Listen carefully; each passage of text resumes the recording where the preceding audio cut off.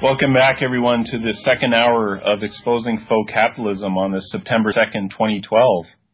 And as I announced at the start of the show, that I would be interviewing two candidates for the local by-election here in Kitchener-Waterloo that will be taking place on September 6th. And I had actually put out the invitation to all 6 of the excluded candidates from the mainstream corporate-controlled media staged events. And I had heard back from 4 of them, and one of them I had already interviewed before, so he said that he didn't need to come on this time, and I wasn't able to arrange something with the other candidates. So we have one of the candidates on now, John Turmel, and as I say in my article at FauxCapitalist.com, that he is the Guinness Book of World Records holder for the most number of contested elections. And he is the leader of the Pauper Party of Ontario, and I provide a link to that. And he's a candidate in the election that's coming up on Thursday for this particular riding. And there's so much to talk about that I had actually attended the first event that they had put on by the regional newspaper, and they had excluded him from that event. And they had to escort him out because they weren't interested. When he asked if they could take a vote from the floor to include him, that they weren't interested in doing that. So without further ado, John Turmel, welcome to Exposing Faux Capitalism. Thank you very much. Thank you for being on. And as I wrote about in my article, that one of the reasons why you've been drawing attention at these meetings is because you actually have some solutions that you would like to propose based on historical examples. And the one thing that you mentioned is about the Argentine solution, as you call it. So actually, we're going into a break in just over a minute. But if you'd like to speak about that, or if you'd like to just give a bit of background then before the break, whichever you'd like to do. All right. As fast as I can. In 2001, Argentina was broke. By 2006, they'd paid off all their foreign debt.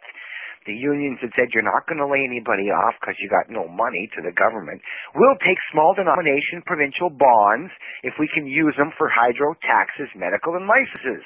Well, everybody in the provinces took the bonds like money. No layoffs, full employment, more employment, all foreign debt paid off in 5 years. Anybody else can do it too.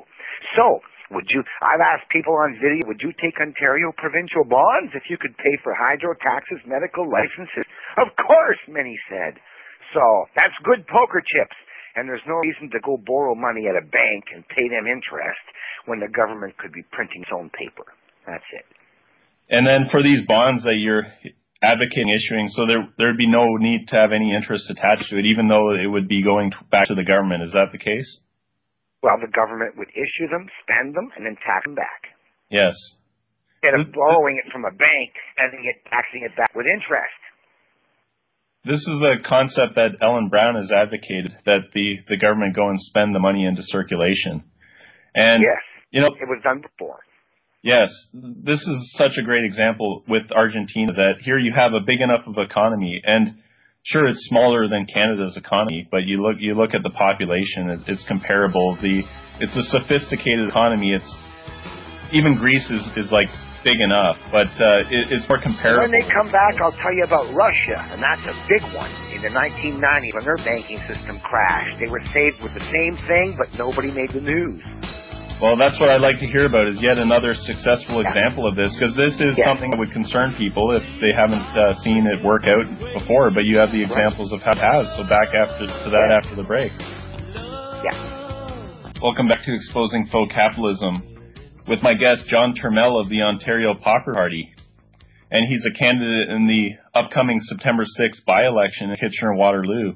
And he's discussing about a way that Ontario can deal with its massive deficit of $15 billion, and it was actually he who pointed it out somewhere that that's 3 times the size of California's deficit in terms of the population. So this is a massive deficit, and even though they were pointing out how the deficit that was run around 1995, just a few years before that was bigger in terms of the percentage of the economy, but this has continued for several years of massive deficits, and if it keeps continuing this way, that we're going to be in the same sort of situation, but it's even worse in terms of the actual principal amount of the debt. So he's offering a solution, which he's being excluded from the corporate-controlled media events, but that's not stopping him from showing up there and asking for a vote on the floor to be held to be included, along with the other candidates, that he's not just asking for himself to be up there with among the other excluded candidates.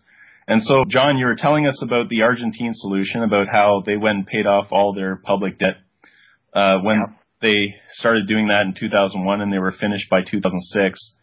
So if you can tell us about how Russia dealt with its debt crisis, because I don't know so much about the details, but I do know that they had paid off their debts to the IMF like quite a while ago. And, you know, this is something that they're not going to want to report too much in the media as to the details about that. So if you want to discuss how they got out of their situation in the 90s.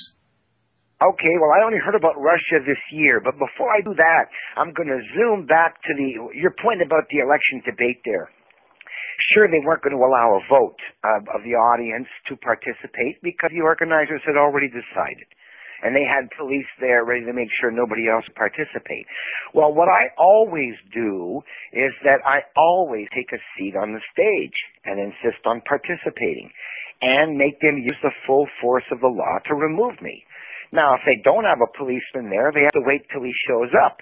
And I can heckle the moderators as a bunch of commies and undemocrats and stuff like that till the police show. Then they take me outside and they say, if you go back, we'll charge you with trespassing. And I say, yes, I know. I'm going to go home now. I just wanted to do my protest. So I know in the last provincial general election in Brantford, 2 elections ago, I was removed 4 times by the police out of 10 meetings. 4 meetings, I had invitations, and the last 2 they gave up and let me on. They weren't going to allow me originally, but they didn't need cops, so they gave up. So that's a standard practice. If they want to cheat me, they're going to do it with cops. And so that was anyway, I've uploaded that video. CTV caught it, but they decided not to play it. And I caught it, and I uploaded it at YouTube. Look for Arrested Candidate Roasts, Kitchener-Waterloo Majors. Anyway, by-election majors. So, Arrested Candidate Roasts will find the video, and then you get to see me as I tear apart my opponents for the full 2 hours of the debate and make fun of them with their no answers compared to my Argentine solution. Now, historical antecedents for the Argentine solution. We're back in Sparta in the old days. When you showed up in Sparta, nobody would take your gold. You had to drop the gold off at the cashier, and they gave you clay poker chips. I'll call them poker chips, but clay chips. And you only used clay chips in the town. You couldn't use gold. Well, what did they do with all the gold? They banked it in Athens and got all the interest for their community while using a community currency of their own in town. Now, during the Roman Republic, they issued copper currency, and issued by the government. And another good example, but then 300-400 years later, the gold bullion brokers sucked them into using gold and silver again, and next thing you know, they were in debt, and then all the standard problems, and their empire crashed. Now, the very best government currency ever issued was King Henry I, great King Henry in Britain in 1100. Now, you heard the expression to tally up? He took a piece of wood, he printed 10 pounds of gold on the stick, and then he split it in 2. Now, these are pretty sticks, you know. I mean, anyway, the point is, 1/2 was his tally, 10 pounds of gold, and he gave it to the Duke and said, now you go build me a bridge with that 10 pounds of gold. And the other half of the stick was the stub that he kept in treasury. Then, at the end of every year, he issued a tax for all the services he'd paid for with tallies, and for the depreciation on the assets he'd built with tallies, and everybody could pay with their tally sticks, their taxes, which was equal. Tally sticks matched the taxes at all time, never more taxes than they had money, and basically he ran and your tally had to tally up with the stub. So he ran a completely uncounterfeitable, interest-free government currency. Brilliant man. Okay, later in history now. The original colonies, well, when they showed up and they bought Manhattan, everybody laughs at the Indians for taking a bucket of beads. But don't forget, to the Indians, beads, these were money, wampum. They used an interest-free wampum system with a bead worth a horse or a cow or, something like that, or eagle feather. And so basically they had, the great Iroquois civilization had their own interest-free wampum system. But soon they gave up their wampum, got on gold, and got into the unemployment line with the whites. Then Pennsylvania, with Ben Franklin, who was their printer, printed up Pennsylvania dollars based on people's land. Interest-free loans based on your land. Well, that's a smart thing to do, and you could use it to pay taxes. So everybody took it, and it was a great money.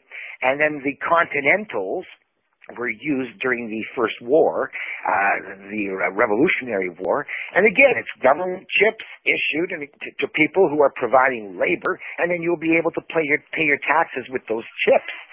So, of course, it was massive counterfeiting done by the Brits, but nevertheless, that's the method by which you can keep your people employed.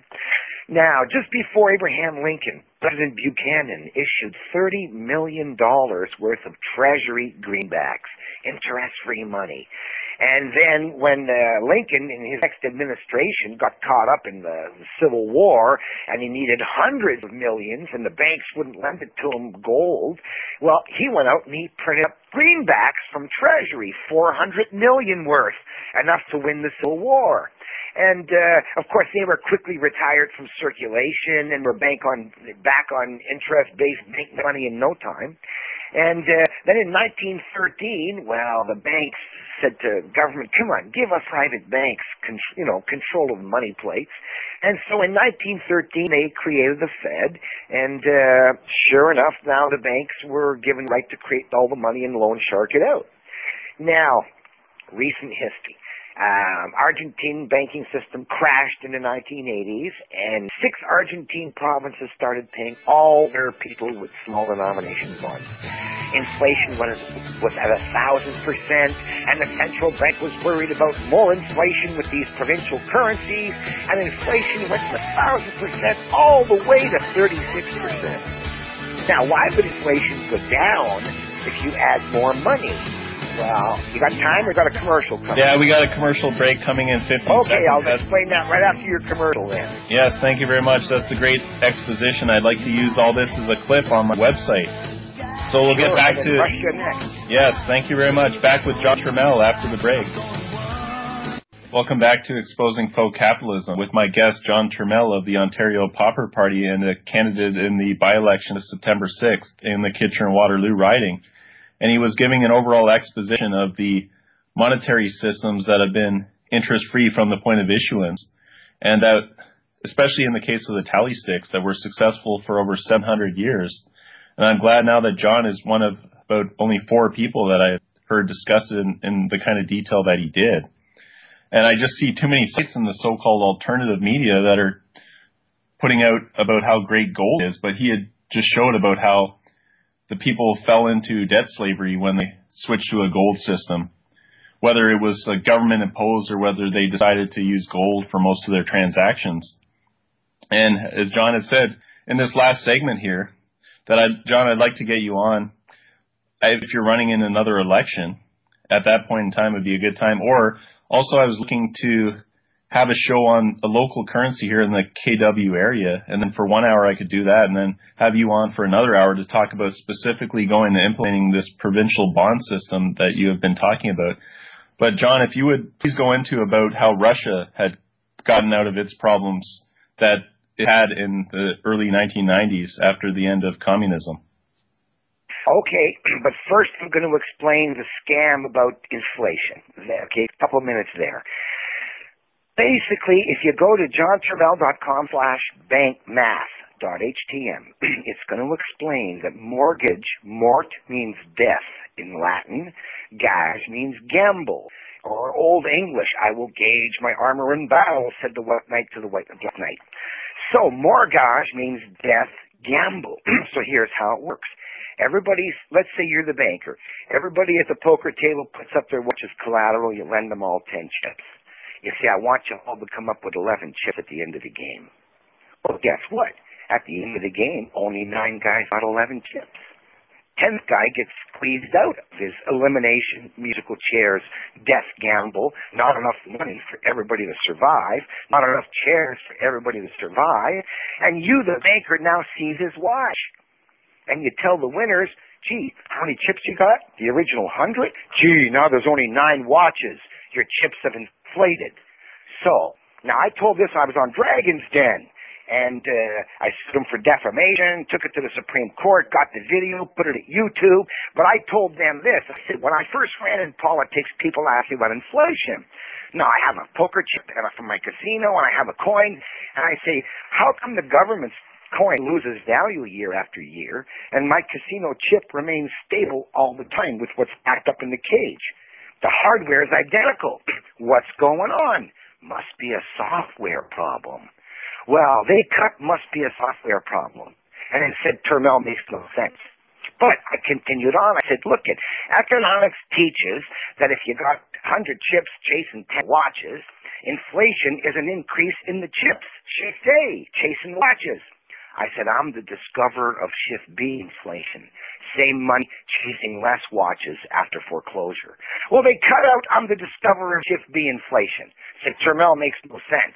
Anyway, I sued him for defamation, lost, but anyway, I got the video. So the point is that when you use usury in your money, it creates a death gamble. Someone gets knocked out, and they seize the collateral. And that means that the money is backed up with less collateral. Now, why would economics teach only shift A, more money, all the time, and never talk about the possibility of shift B? Why is it always up over there, but never down over here? What's going on? So, that's a scam. If they can keep you pointed in one direction all the time, well, there's always, obviously, another direction possible, too. There must be a good reason they don't want you to look there. So, that is a scam about how inflation is caused by interest rates. That big lie of economics is that interest rates fight inflation. But as long as you don't understand shift B inflation, and you think inflation is caused by too much money, you're never going to understand when Turmel says we got to print more jobs for more paychecks to reduce inflation. That's why the Argentine example in the 80s is so important.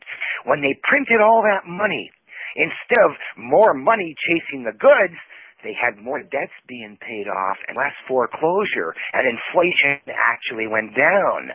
Therefore, pumping money into the Argentine economy brought inflation down, that it wasn't shift A, too much money and nothing in the store shelves, wheelbarrows of money and empty store shelves, that they were suffering. It was shift B, money in the wallet, no money in the wallets and full store shelves. That's our problem.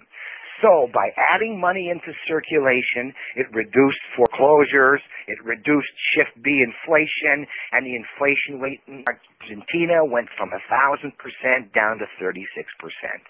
Boom. All right, now, 2001, now, within 5-10 years, they paid off a lot of their debts. They had lots of wealth again. The banks opened up their tills and said, hey, you want to come and borrow some of our loan shark money? It's better than yours because it's acceptable in more places. And sure enough, they put away their local currencies and got back into debt to the banks and started taxing people to pay the interest. Now, in 2001, it crashed again. So, the big main Argentine province of, I forget, the biggest one started their Patacons bond system to pay their employees. And at the same time, they had the Creditos barter system that went from 500,000 members to 7 million members in a couple of years. You can see those videos on the internet at my site, too. As a matter of fact, I'm the only person who logged the Argentine miracle from start to finish over the years, and it's all there if you want to go see it too. Now, in 1990s, Russian banking system crashed. Most people heard. They didn't hear what happened. Well, guess what? I just got a post this year. Someone said they're discussing LETS.